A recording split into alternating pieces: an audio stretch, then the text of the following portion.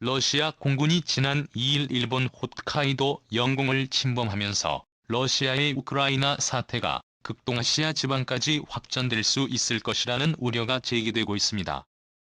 글로벌 신용평가사 무디스는 지난 6일 러시아의 신용등급을 B3등급에서 7등급으로 4단계나 강등시켰습니다. 이것은 사실상 부도 직전의 상황이며 한국 IMF 외환위기의 3배에 이르는 경제 충격이 러시아에 왔다는 전문가들의 분석이 나옵니다. 이렇게 서방 진영의 경제적 제재가 이어지고 있음에도 아직 유럽에서는 러시아 석유가스 대금 지급에 관한 계좌를 폐쇄하지 못하고 있고 가스 파이프라인 역시 닫지 못하고 있습니다. 심지어 러시아는 모든 달러 자산을 금으로 바꿔놓아서 미국이 보유한 약 8,000톤 중에서 4분의 1 수준인 2,300톤가량을 보유하고 있는 상황입니다. 이는 국제통화기금이 보유한 2,800톤에 맞먹는 규모로 중국이나 일본보다 많은 상황입니다. 특히 러시아가 보유한 천연가스와 자원은 유럽의 목줄을 쥐고 있습니다.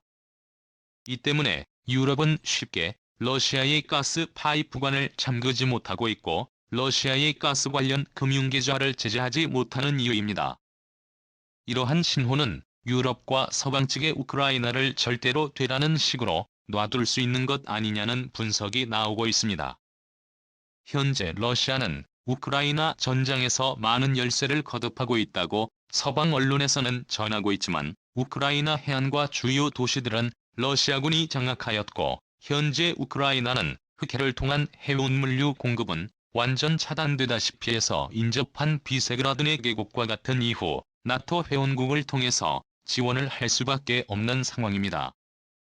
현재 러시아는 흑해 벨라루스 우크라이나 동부 돈바스 지방을 통해서 전방위적으로 우크라이나를 압박하고 있는 상황입니다.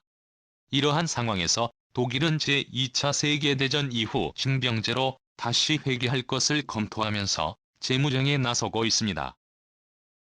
회원국들은 우크라이나를 지원하기 위한 목소리를 높이고 있지만 현재 유럽 각 국가들은 러시아에서 들려오는 가스 밸브를 잠그지도 못하고 있는 상황 속에서 고작 할 수 있는 것은 약간의 물류 지원과 난민을 받아들이는 일꾼입니다.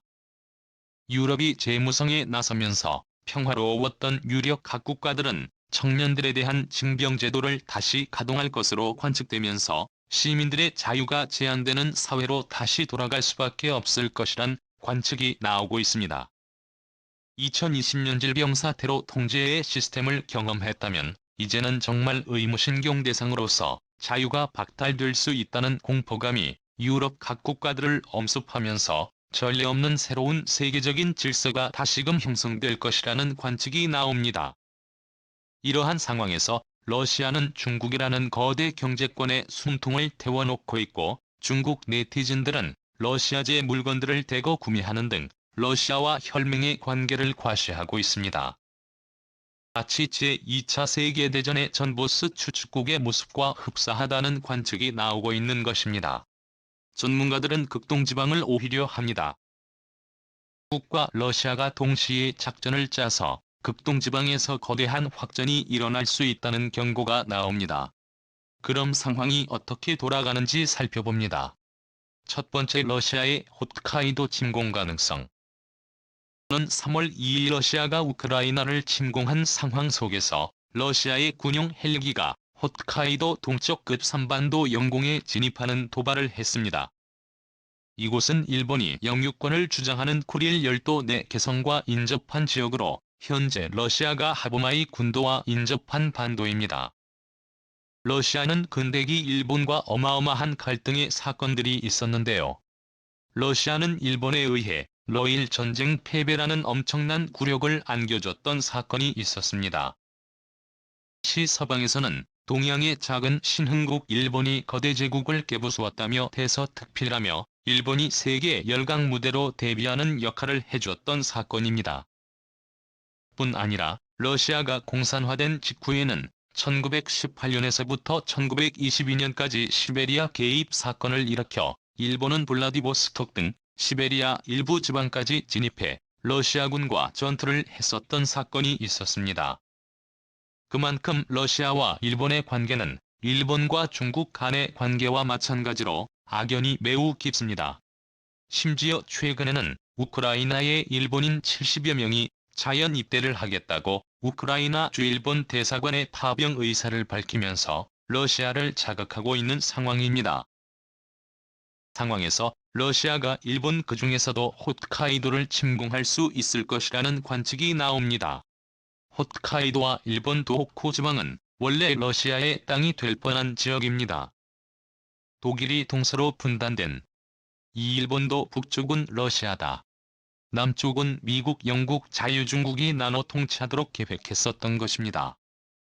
현재 일본은 미일 간 상호방위 조약이 체결돼 있으나 전시작전 통제권이 일본 자위대에 있어서 무력 충돌이 발생했을 경우 전적으로 일본 자위대가 통제를 해야 합니다. 자칫 순식간에 홋카이도 일대가 러시아에 의한 장악이 이루어질 수 있다는 겁니다. 하지만 전문가들은 러시아가 이러한 홋카이도 침공을 단독으로 계획하지 않고 중국과 양방향에서 공략할 가능성이 높다는 의견을 내놓고 있습니다. 두 번째, 중국의 대만 협공 가능성. 현재 미국을 비롯한 국제정세 분석가들은 현재 중국의 대만 침공 가능성이 높다는 경고가 나오고 있습니다. 미국 등 서방 세계가 우크라이나에 정신이 팔려있는 사이 중국이 대만을 향한 강제병합 시도가 이루어질 수 있다는 겁니다. 현재 대만은 친중국 성향의 국민당 정권이 있는 상황으로 대만 내에서도 친중 성향의 여론이 어느 정도 있는 상황입니다.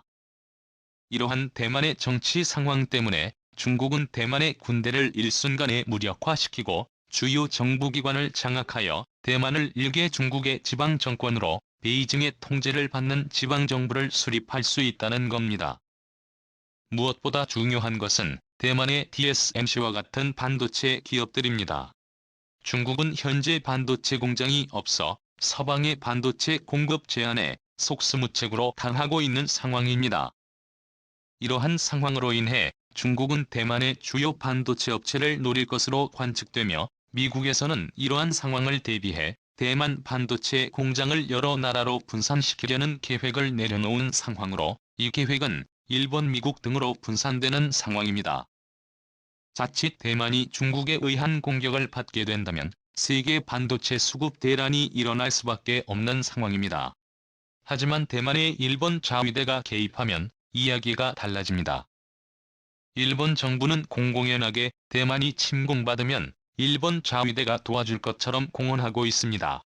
일본 해상자위대의 화력은 생각보다 강해서 중국이 대만을 쉽게 침공하지 못하는 이유 중에는 바로 일본 자위대가 있습니다. 러시아가 만약 홋카이도에서 치고 내려온다면 일본은 대만을 도와줄 여력은 전혀 사라지게 됩니다. 때문에 중국이 대만을 침공할 때 반드시 러시아가 함께 합작하여 움직일 가능성이 높을 것이라는 우려가 나옵니다. 러시아는 홋카이도를, 중국은 대만과 센카쿠 등을 침공하게 된다면 속수무책으로 일본이 당할 수밖에 없는 상황입니다. 대만은 현재 미국과의 상호방위 조약이 없을 뿐 아니라 징병제도도 이루어지지 않고 있어서 사실상 무방비 상태 볼 수 있습니다. 중국과 러시아가 궁지에 몰리면 몰릴수록 대만 침공은 점점 가시화될 것이라는 우려가 나오는 것입니다. 세 번째, 한국의 참전 여부. 현재 한국과 일본 사이에는 지소미아 협정이 체결돼 있지만 한국은 러시아와도 지소미아를 맺고 있습니다. 뿐 아니라 독도 영유권을 두고 일본과 갈등이 있는 상황이고 러시아와는 영토 갈등이 없는 상황입니다. 한일 간의 상호방위 조약도 없는 상황으로 일본이 러시아로부터 공격받는다면 한국이 일본을 도울 수 있는 방법은 인도적 지원밖에는 없을 것이란 관측이 나옵니다. 러시아가 일본을 침공하거나 중국이 대만을 침공할 경우 한국은 북한의 침공에 대비해야 합니다. 북한은 현재 북중러 삼각 동맹을 맺은 상황으로 자칫 북한의 남침이 이루어질 수 있을 것이라는 관측이 나오기 때문입니다. 때문에 한국은 일본이나 대만을 지원할 여력이 전혀 없고 한국 국토강위에 더욱 신중을 기해야 하며 해상로가 차단되지 않도록 해야 합니다. 특히 한국은 현재 미국과 만상호방위 조약이 체결돼 있을 뿐 아니라 전시작전 통제권이 미국에게 있는 상황이어서 만약 중국, 러시아, 북한이 한국을 침략하면 그것은 미국을 침공하는 것과 같은 상황이기 때문에 북중러 어느 나라도 한국을 침범하는 일은 발생하지 않을 것이라는 관측이 나옵니다. 전문가들은 중국과 북한이 한국을 침입할 수 없는 주요 이유 중에는 한국의 미사일이 있습니다. 주요 한국의 미사일이 중국의 핵심 도시들을 겨누고 있고 한반도 전역이 고슴도치처럼 미사일 기지화가 이루어지고 있기 때문입니다. 이뿐 아니라 한미 미사일 지침도 사실상 폐기되어서 사정거리 제한 없는 미사일을 만들 수 있게 됐습니다. 때문에 한국은 중국 전역의 사정거리 도달이 가능한 미사일은 중국을 두렵게 하고 있는 상황입니다. 전문가들은 현재 일본과 대만은 한국 안보에 무임승차를 하고 있다는 지적을 하고 있습니다. 현재 일본, 대만, 한국 동북아시아 자유진영 국가 중에서는 유일하게 한국만 의무징병 제도를 시행하며 동북아시아의 자유를 지키는 상황입니다. 때문에 일각에서는 일본과 대만이 한국의 청년 희생에 의해 지난 반세기 동안 공산진영의 침공으로부터 안전해 올 수 있었다는 지적을 내놓습니다.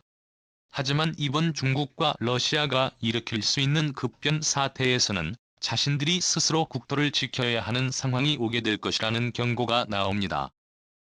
네 번째, 10개의 권역으로 재편되는 세계. 이번 우크라이나 침공 사태로 인해 전 세계가 확실히 10개의 거대 권역으로 나뉘어지고 있다는 분석이 나옵니다.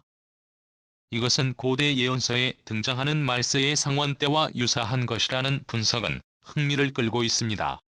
말세에 10케이블 즉 10개의 나라가 등장한다는 해석이 있어 왔습니다. 사람들은 유럽연합이 해체될 것이라고 믿어왔으나 이번 우크라이나 사태를 계기로 유럽연합은 단순한 국제기구가 아니라 하나의 국가나 정부처럼 똘똘 뭉쳐 군대와 의회, 법정을 모두 갖춘 나라다운 모습이 만들어지고 있습니다. 러시아 역시 우크라이나, 벨라루스, 카자흐스탄 등지로 자신들의 영향권을 확장해가며 자국의 영토를 확대하고 있습니다.